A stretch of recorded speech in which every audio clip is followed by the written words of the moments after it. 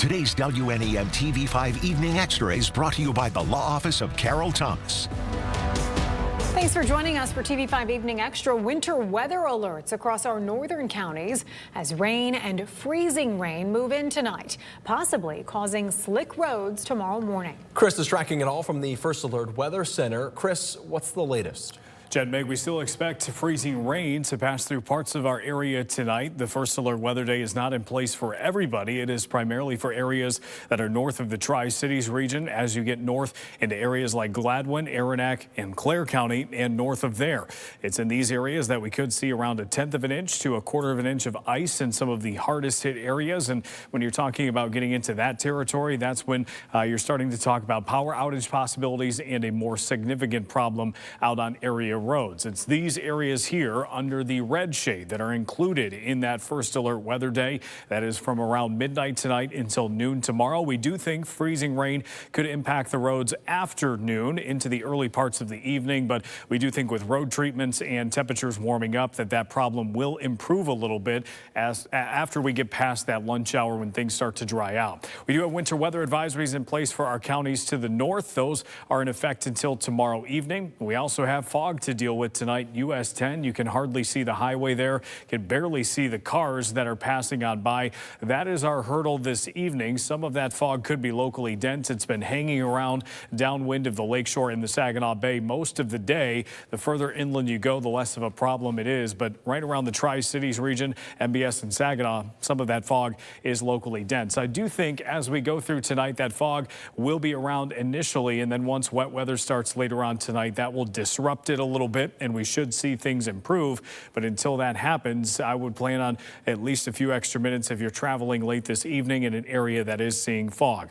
Right now, we are dry. Outside of that, we'll take a look at your forecast, including the timeline and the rest of your 7-day coming up. The mix of winter and warmer weather means potholes are popping up. The Michigan Department of Transportation says the recent freeze and thaw cycle are to blame, and as TV5's Zane Omer finds out, is creating a costly commute for some drivers in Genesee County. Here is Zane Omer. Everybody was kind of just flowing together and going so fast that you didn't really see it until you were right up on top of it. Potholes creating a rough ride for drivers on northbound I-75 in Genesee County. There's 1, 2, 3 cars. Facebook video shows cars just before the Corona Road exit pulled off to the side with hazard lights flashing and drivers inspecting the damage. 1, 2, 3. 3 down there and 2 this way. Natasha Groff was driving home from Kentucky to Tawas when she hit a pothole on the same stretch. I instantly could hear like the pop, and then my car kind of was not in control like it was before. And she wasn't alone. There was already 3 cars there, and then another one like a couple 100 feet in front of it. So I got between them, and that's when I realized that all these cars had done the same exact thing that I did. Now she's down a vehicle and facing a hefty repair bill. I have to buy a whole new rim. I just got them brand new tires, Michelin's, and I have to buy a brand new tire now. That's $400. The rim is not cheap either. I'm looking about $600-700 as I sit as of right now. I reached out to the Genesee County Road Commission, which is contracted by MDOT for maintenance, including pothole repairs. We did have about 4 service requests put in on Saturday, and our maintenance department was actually called out there. They did fix it on Saturday evening. While potholes are patched year-round, reports usually ramp up during this time of the year. If we need to be doing winter maintenance, like plowing or anything like that, it could take an extra day or 2, but our maintenance crews like to get out there and fix the potholes like as the service requests are coming in, so that people aren't waiting too long. If you see a pothole and can't avoid hitting it, make sure that you are heading straight, let off your brake, and just kind of go slowly over the pothole, as that will be the best way to reduce damage. Drivers may be eligible for reimbursement if the pothole report was made 30 days prior to the incident. While Groff isn't optimistic she'll get her money back, she has a word of warning for other drivers. I would definitely stay in the middle lane to the right far slow lane and stay as far away from that area as I possibly could. I mean, it's more than just a pothole. Like it cracked my rim completely in half. Looking at long-term repairs, an MDOT spokesperson says a resurfacing project for I-75 to US 23 to Court Street is scheduled for this year. And in 2029, there are plans to resurface I-75 from Court to the northern junction of I-475. Developing news, Saginaw police have identified the victim from yesterday's deadly shooting. Police say 31-year-old Saginaw resident Alonzo Nickelberry was shot and killed inside a car on Fairfax Street just before 9.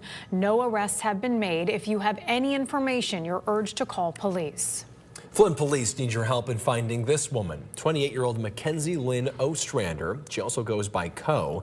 Investigators say Mackenzie was last seen on November 4th in Flint, somewhere on South Dort Highway. Police say she is about 5'6", 140 pounds, with blue eyes and blonde hair. She also has neck and back tattoos and a pierced lip. And if you have any information or know of her whereabouts, you're asked to call police or 911. In a letter today, Congress members representing Michigan are pushing for the continuation of critical Medicaid coverage for children and pregnant women impacted by the Flint water crisis. The coalition, led by Representative Kristen McDonald-Rivet, says in 2016, the Centers for Medicare and Medicaid Services approved a waiver to expand critical care to cover children under the age of 21 and pregnant women with lead exposure. In December, the State Department of Health and Human Services submitted a request to extend the waiver for an additional 5 years. The lawmakers say since the approval of that waiver, more than 54,000 children and pregnant women have accessed coverage designed to address the long-lasting effects of lead exposure. The mayor of Bay City speaking out after last night's commission meeting on proposed resolutions related to immigration enforcement and community identity. After more than 5 hours of public comment and commissioner discussion, a no vote was taken. The matter was referred back to Commissioner Christopher Runberg for further consideration. Last year, Mayor Christopher Gerard vetoed the resolution over concerns it could lead to a loss of funding and opposition from many residents. In a statement released today, Gerard says his position remains the same, adding, quote, resolutions designed to send a message beyond our city limits must be carefully weighed against the potential legal, fiscal, and operational consequences for our residents. Voters in the Essexville-Hampton Public School District could have a bond proposal that they helped create on the August ballot. The superintendent has created a new bond advisory committee that includes 60 people, including parents, students, staff, and residents, for a bottom-up approach, with the goal of future proposals being built with the community before presenting them with it. The district says it's shifting its strategy to focus on infrastructure, safety, and the elimination of information gaps. The committee's next meeting is at 5:30 on February 26th at Garber High School's Tech Hall. Changes are coming to traffic flow in Clio. It's at the intersection of Mill and Smith Streets near VG's. According to the Clio police chief, the traffic signal will be removed, which should happen in 1 week. After it's gone, a stop sign will be placed on Smith Street for vehicles turning onto Mill from eastbound Smith. The police chief says the change is expected to greatly improve the flow of traffic in that area. Reverend Jesse Jackson died today at the age of 84. Jackson was a protege of the Reverend Dr. Martin Luther King Jr. and became a leader of the civil rights movement for decades after King was assassinated in 1968. He advocated for the poor and underrepresented on issues from voting rights and job opportunities to education and health care. He was also one of the first prominent figures that helped Flint's water crisis gain national attention. TV5's James Felton spoke with a former Flint pastor who marched with Jackson in the Vehicle City in 2016. One of the highlights of my life, I had a chance to meet him with my family, to dine with him in personal settings, crack some jokes, laughs. I got to go find some pictures now, kind of some of those moments to kind of reflect on. Ezra Tillman sharing his thoughts on the passing of Reverend Jesse Jackson Tuesday. Tillman is the former pastor at First Trinity Missionary Baptist Church in Flint. Tillman says in 2016, Jackson was one of the first prominent figures to bring national attention to the Flint water crisis. Jackson made several visits to the Vehicle City. That kind of kept things giving us some height to respond to the needs of calling for our government to respond and to provide water for Flint, Michigan. In 2021, Tillman traveled to Georgia to support Jackson during the Ahmaud Arbery trial. Jackson had joined the parents of Arbery inside the Georgia courtroom where 3 white men were ultimately convicted of killing the young black jogger. During those proceedings, one of the defense attorneys asked the judge to remove the black pastors from the courtroom, claiming their presence influenced the jury. So Tillman joined Jackson and hundreds of other black pastors at the trial. And that was another hallmark moment in our life to remember and see where we fit in our work and how those particular icons fought to the end, and to the point where he couldn't stand anymore. He still found a way to be present and to send that message with any influence he had to make sure that some type of justice would show up. Tillman calls Jackson a large oak tree that mirrors a generation of those who believe in fighting for justice, willing to sacrifice his life for the generation coming behind him. He was one of a kind. You can name on one hand how many you have from that generation who's still here and doing it, and those that will follow him in the same type of marching orders. So it's a great loss. But we do know that his work will continue on. There's a lot of people who have been impressed upon, such as myself, to make sure we stick to the same kind of fight. James Felton, WNEM, TV5. Leaders in Flint say Reverend Jackson visited the city of Flint multiple times throughout the years, sharing his message of hope, resilience, and empowerment. In a statement, Flint Mayor Sheldon Neely says, quote, "As we take time today to reflect on the tireless efforts and lasting contribution of Reverend Jesse Jackson, we should all look to his example and ask ourselves what we can do to make our community a better place to live." Get a full stomach from local chefs while taking in a night of hockey. The annual Ice Blast Festival is returning to the Dell Event Center with the Saginaw Spirit with a chili cook-off, when you can help decide who has the best recipe after the break. Plus, as the winter continues, you can embrace the magic of the season. The Arctic Adventure at the Mid-Michigan Children's Museum still ahead.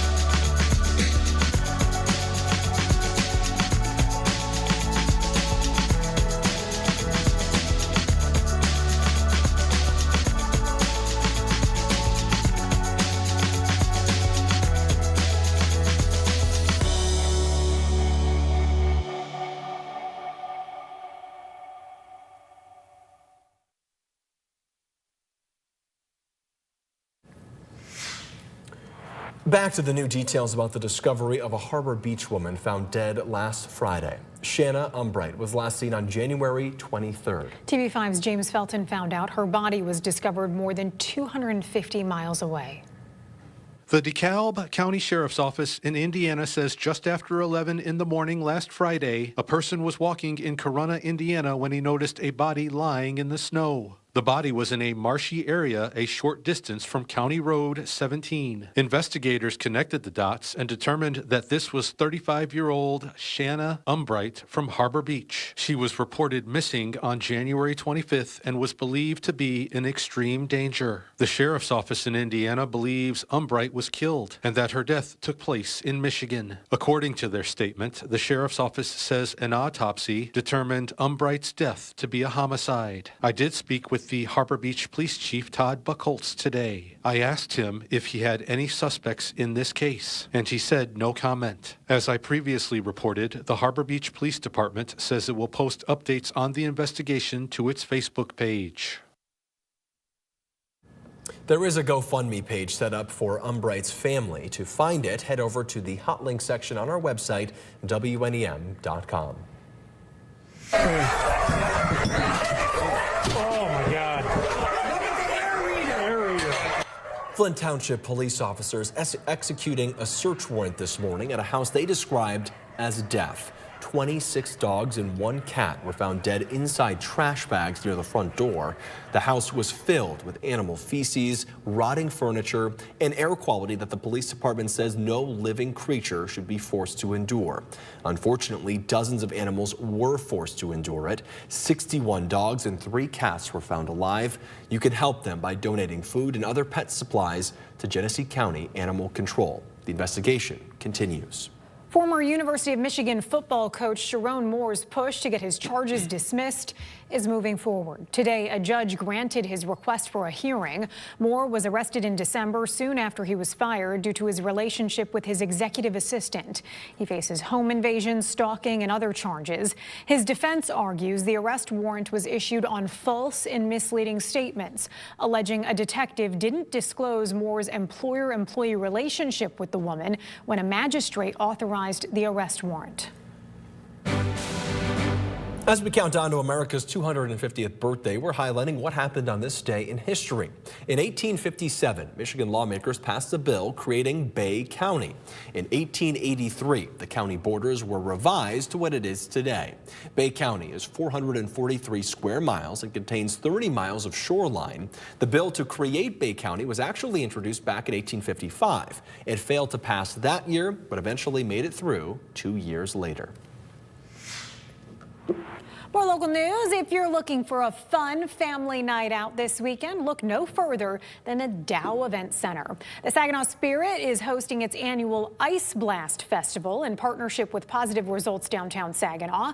Saturday night, local restaurants and food trucks will go head-to-head for the title of Best Chili in Saginaw. And your taste buds can help crown the winner. After that, the Spirit will take on the Sarnia Sting. The chili contest is in the Jolt Celebration Club starting at 5:30. Embrace the winter chill this weekend as families are invited to the Mid-Michigan Children's Museum for an Arctic adventure. The journey starts Sunday when children can create drawings depicting the northern lights, build igloos, enjoy indoor ice fishing, and more. Admission is $3 and children under 2 are free. The Arctic adventure at the Mid-Michigan Children's Museum runs from noon to 4. And a first alert weather day in place for our counties to the north as we go through your Wednesday. That in place from midnight to noon. We do expect that some of those slippery roads could linger beyond noon into the evening hours. However, we do expect at least things to gradually improve during the second half of the day.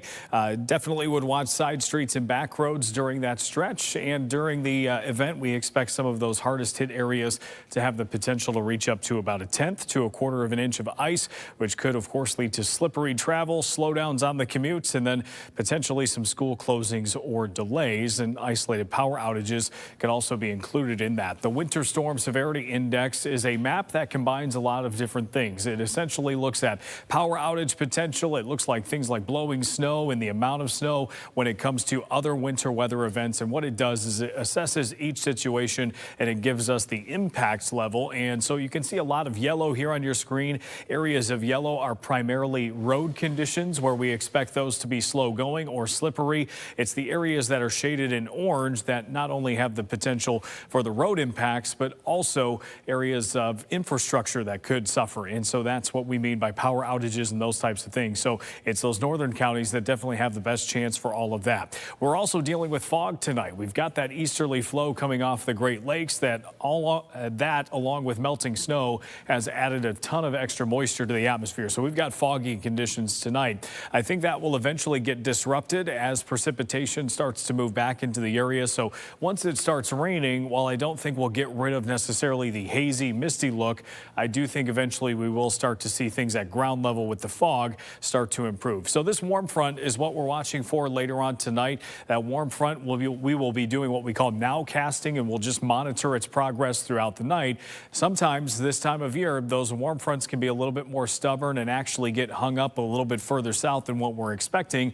I would say that's a lower chance this time around, but it's something that has happened in the past. And if that's the case, well, there could be freezing rain that lingers a little bit longer in certain areas. So something that we'll just be watching closely. Our current forecast expects to stay relatively dry through midnight, and then afterward we start to see some rain and freezing rain move in during the overnight hours. I think the threat for sleet and also snow is a little bit further to the north, so I think this is mostly a liquid event for us. It's primarily just going to be these areas that are below freezing at ground level to start. Once we get into the morning commute tomorrow, you still see that rain moving through, but most of the freezing rain is to the north. I think there could be a brief period in the thumb as well before things really start to lift out as we get closer to lunchtime and also onward into the afternoon.